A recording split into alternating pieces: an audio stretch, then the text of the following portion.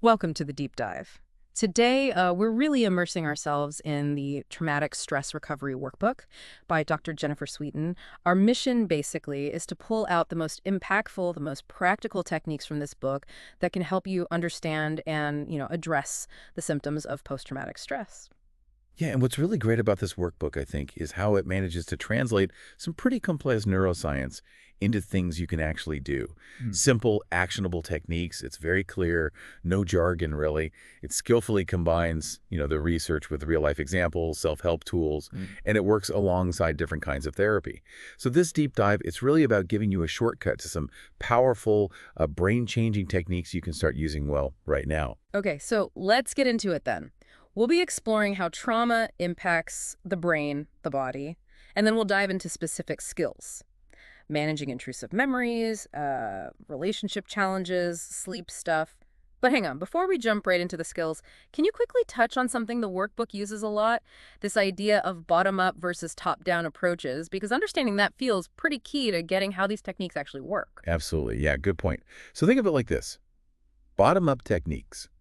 They mostly work directly with your body's physical responses, your gut feelings, your physiology, and the more sort of primal parts of the brain, like the amygdala, to calm your nervous system down. They kind of bypass the thinking brain, right, at first anyway. Okay, body first. Right. Then top-down techniques, they do the opposite. They engage your higher thinking functions, that's your prefrontal cortex. So it's about using thought, reason, maybe reevaluating things to shift how you feel emotionally. Got it. Thinking first. Exactly.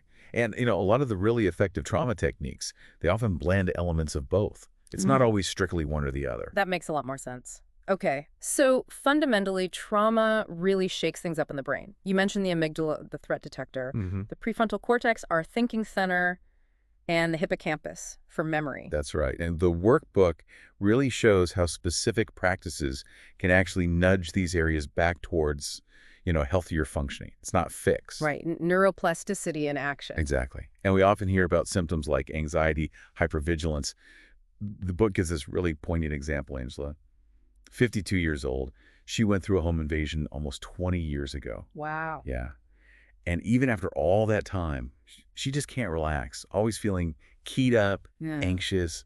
And she carries this burden thinking, I should be over this by now. Oh, it's tough. It really is. And it's such a classic example of that brain-body stress response, just stuck on.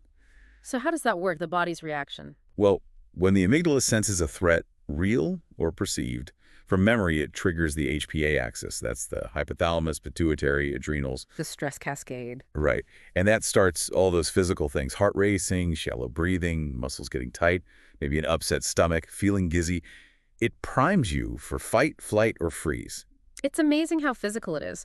The book also mentions Peter, 45. He gets these intense physical reactions, feels sick, claustrophobic, just trying to talk about a car accident. He's worried about opening Pandora's box. Precisely. And those feelings, the chest tightening, throat closing up, head pressure, dizziness, that rapid heartbeat, they feel incredibly real and dangerous. It can make talking about it, processing it feel totally impossible. So the workbook really stresses learning to connect with those sensations, even tolerate them a bit, because just avoiding them often makes them stronger in the long run. Okay, so let's talk skills. For someone like Angela, dealing with those intrusive memories just popping up out of nowhere, what does the workbook offer? What's really potent? Well, one really interesting technique for when those memories intrude is called bilateral stimulation, or BLS, with memory replay. Bilateral stimulation like EMDR uses. Sort of, yeah. It shares that core component. It involves alternating movement or stimulation left side, right side, tapping eye movements, sounds. The idea is it helps calm the amygdala while you gently bring the memory to mind. It also seems to strengthen the prefrontal cortex and hippocampus. Okay, so how does that help? It's designed to help your brain process the memory without getting completely flooded by the emotions. You can kind of observe it rather than feeling like you're right back in it. It's crucial, though, this is for when the memory intrudes. It's not about intentionally trying to dig up trauma. It's more of a bottom-up soother with some top-down observation. Right, like managing it when it arrives uninvited. Exactly, hitting a gentle reset. Okay. What else? Is there another approach for those intrusive reminders? Yeah, another one is distraction meditation. Sounds simple, but it's quite targeted. How does that work? First, you quickly identify the strongest sensory part of the intrusion. Is it mostly an image, a sound, a smell, a feeling. Okay, tune into the sense. Right. Then you find something strong in your current environment or even in your mind that uses the same sense, and you focus hard on that instead. So if the intrusion is a disturbing image, you might intensely focus on, say, the pattern of the wood grain on your desk. Really look at it. Overriding the channel. Exactly. If it's a sound, maybe put on some music with a strong beat, or even just focus on the hum of the air conditioning. Or physical sensations, run your hands under warm water, rub your temples firmly. So you're actively diverting the sensory input. You got it. Interrupting that loop. Makes sense. Okay, shifting from memories. Well, what about that general anxiety, feeling revved up? The book suggests mind-body connection breathing. How's that different from just take a deep breath? It's more specific and really taps into our physiology. It focuses on that deep diaphragmatic breathing, belly breathing, which directly stimulates the vagus nerve. The vagus nerve. Key for calming. Absolutely. It's like a built-in brake for the stress response. Yeah. But it's not just the breath. You also actively identify something calming to focus your mind on. Could be a word like calm or safe. Could be an image like a peaceful beach. Could be a simple thought. So it anchors the mind, too. Right. And it's really flexible. You can do it sitting, lying down, eyes open, if closing them makes you feel unsafe or triggers images. Practical. Yeah. The real key, though, is consistent practice. You're building that neural pathway, making it easier to act as calm each time. Okay. Now, something that really jumped out at me was the power of activating mirror neurons. This sounds almost too simple. It does, doesn't it? But it's deeply rooted in our biology. It's a natural, often overlooked, bottom-up way to dial down anxiety and amygdala activity. So mirror neurons, remind us what they do. They're these amazing brain cells that fire both when we perform an action and when we observe someone else performing that same action. They're fundamental for empathy, connection, learning by imitation. And when they get activated through positive social connection, they trigger the release of oxytocin. The cuddle hormone. Right. And oxytocin has this wonderful effect of lowering cortisol, our main stress hormone. So activating mirror neurons in a positive way literally helps reverse the stress response at a chemical level. Wow. So it's not just feeling good, it's actually changing your body chemistry. Exactly. Our biology is fundamentally wired for connection to be a healing force. Okay, I'm sold. How do deliberately activate these amazing neurons? What does the workbook suggest? It gives several really practical ways. First, connect with other people. Yeah. It means really connect physical touch, like a hug, genuinely hearing their voice, making eye contact. The recommendation is aiming for at least one, say, 10-minute positive chat with a supportive friend or family member daily, plus regular physical contact. Okay, real connection. Second, connect with animals. Pets are fantastic for this. Stroking a cat, playing with a dog, that touch and interaction fires up those mirror neurons and brings calm. Daily time with pets if you have them. Good news for pet owners. Definitely. Third, even just people watching can help. Sitting in a cafe, a park, just observing others in a relaxed way can increase mirror neuron activity. Low pressure connection. Interesting. Just observing. And finally, watch a feel-good movie. Now, it's not as potent as real-life interaction, obviously. Right. But connecting with positive characters, getting drawn into a heartwarming story that can still give you that warm and fuzzy feeling, which means oxytocin is flowing and cortisol is dropping. That leads to a really important point, though. Does any social interaction work? Or does the quality matter? That is a critical distinction. The workbook is very clear. The interaction must be positive. Okay. If you're activating those mirror neurons by interacting with someone in a toxic relationship, someone critical or draining, Yeah. then you might actually end up feeling more sad, depressed, anxious, or angry. It backfires. The connection has to feel supportive, safe, positive for it to lower stress. So finding genuinely supportive people is absolutely key. Paramount. It's not just nice, it's biologically necessary for well-being after trauma. Okay. Moving on from anxiety. Let's talk about anger, another really powerful emotion. The book points out that survivors often struggle with dysregulated anger, but also sometimes they think their anger is a problem when maybe it's justified. That's a really insightful point from the book. Yes, emotion dysregulation, particularly with anger, is very common. Trauma can really throw that system off kilter. And you're right, sometimes anger is a perfectly healthy signal that a boundary's been crossed. The problem is more when the anger is disproportionate, comes out sideways, or feels uncontrollable. So how do we manage it? The book talks about needing both bottom-up and top-down approaches. Exactly. The brain needs help from both directions. Top-down techniques focus on strengthening the prefrontal cortex of your thinking brain. They help you create that crucial pause between feeling the anger rise and, reacting impulsively. Gives you back some control. Okay, that pause. And bottom up. Bottom up tackles the physical side. One skill suggested is tension release. Tension release. How does that work? Well, muscle tension is just so tightly linked to the stress response, especially anger. You clench your jaw, your fists, your shoulders hike up. I know the feeling. So this exercise has you systematically tense specific muscle groups, ones that typically get tight when you're angry, like legs, arms, shoulders, even your face. Hold it briefly, and then consciously release and relax them. Deliberately tensing, then letting go. Right. It Yeah. sends a direct signal back to your brain, okay, we can relax now. It helps short-circuit that physical buildup. And practicing it regularly makes you much better at noticing the early signs of tension, so you can intervene sooner. That seems really practical. What about another skill for anger? Monitoring anger using SUDS? Yeah, SEDS, subjective units of distress scale. Or sometimes distress, sometimes discomfort. It's basically a quick personal rating system, usually 0 to 10. 0 to 10. All right. 0 is totally calm. 10 is the most intense anger or distress you can imagine. Anger often kind of sneaks up, right? Yeah. You don't realize how wound up you are until you explode. Yeah. So the idea is to frequently check in with yourself during the day. Okay, where's my SUDS level right now? Maybe set a reminder on your phone.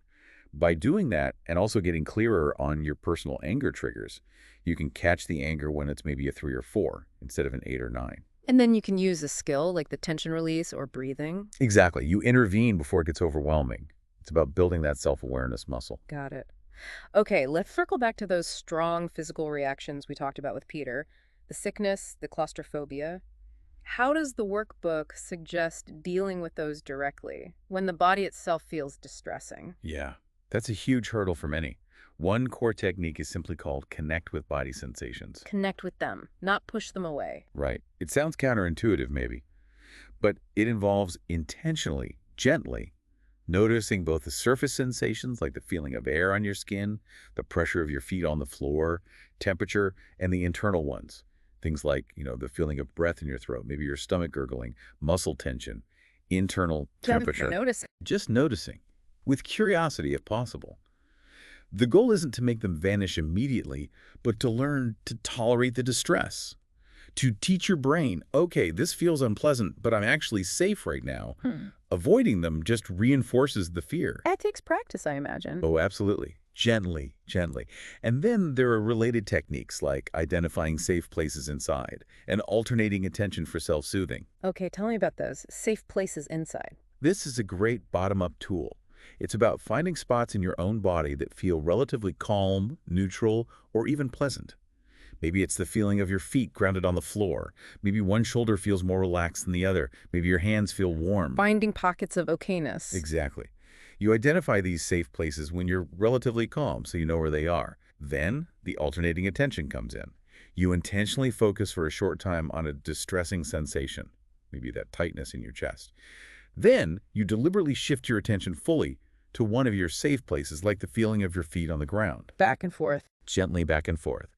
Focus on distress, then focus on safety calm. Distress, safety. What this does over time is it helps your body and brain learn to relax, even when there's distress present. It desensitizes you gradually. So you're building resilience to the sensations. Precisely. And the more you practice, the easier it gets to find that calm place and the less overwhelming the difficult sensations become. It builds that internal resource. Okay. Now, there's a symptom that maybe doesn't get talked about as much. Feeling numb, apathetic. The book calls it alexithymia. Yes, alexithymia. It's essentially an inability to easily name, describe, or even feel your emotions. Why does that happen after trauma? It's often a profound protective mechanism. If the emotional pain of the trauma was just too overwhelming, especially if there was no comfort or safety available afterwards, the brain might just shut down the feeling circuits, particularly the insula, an area involved in emotional awareness. Like a circuit breaker tripping. Yeah, exactly. Life can feel flat, dull. Relationships can suffer because you can't connect emotionally. But, and this is key, the workbook stresses it's not usually a permanent state. The brain can relearn to feel. So how do you practice feeling when you feel numb? That sounds like a paradox. It does.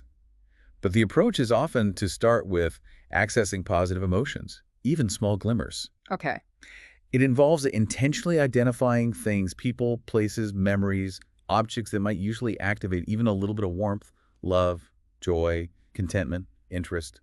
Maybe looking at photos of loved ones or pets, Yeah. talking to someone supportive, engaging your senses, really smelling a piece of chocolate or a flower, feeling a soft blanket. Focusing on potentially positive triggers. Right. And the key is to really savor the experience when you do feel even a tiny bit of something positive. Do it when you're relatively calm. You're essentially building up a resource bank of positive feelings, rebuilding that emotional muscle little by little. Okay. Another thing that came up was a high need for control, often linked to feeling unsafe. But the book says control isn't inherently bad. Exactly. Control gets a bad rap sometimes. The issue isn't wanting control, it's when the pursuit of control becomes excessive, rigid, and starts negatively impacting your life or relationships. Trying to control things you simply can't control. So how do you work with that? The book suggests, first, learning to access control in your mind and body. This means intentionally connecting with physical sensations of feeling solid, grounded, strong.